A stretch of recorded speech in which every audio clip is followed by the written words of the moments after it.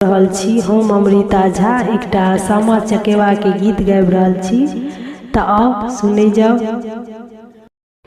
चुगला बैसविता का गेला ससुरारी में, पाकल पाकल दाढ़ी में ना।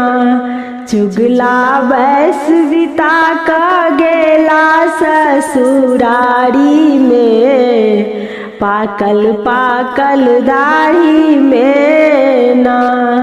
चुगला के परिछन हो गेल, सखी सब देलखिन धकेल। चुगला के परिछन हो गेल, सखी सब देलखिन धकेल। चुगला दाँत किसटने पड़ल छै दुखारी में, पाकल पाकल दाढ़ी में ना।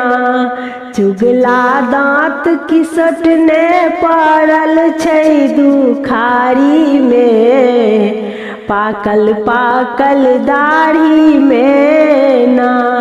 चुगला बैसविता का गेला ससुरारी में, पाकल पाकल दाढ़ी में ना। चुगला मरबा पर में गेल, पंडित देलखिन धकेल। चुगला मरबा पर में गेल, पंडित देलखिन धकेल। चुगला दाँत किसटने पड़ल छै गोरथारी में, पाकल पाकल दाढ़ी में ना।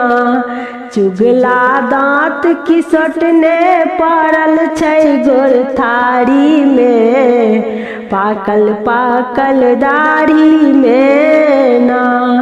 चुगला बैसविता का गेला ससुरारी में, पाकल पाकल दाढ़ी में ना।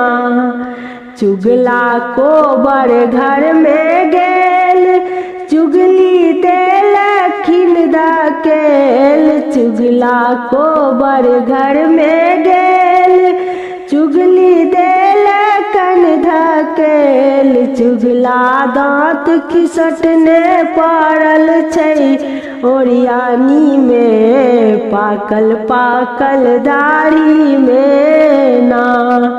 चुगला दाँत किसटने पड़ल छै ओरियानी में, पाकल पाकल दाढ़ी में ना। चुगला बैसविता का गेला ससुरारी में, पाकल पाकल दाढ़ी में ना। चुगला बैसविता का गेला ससुरारी में, पाकल पाकल दाढ़ी में ना।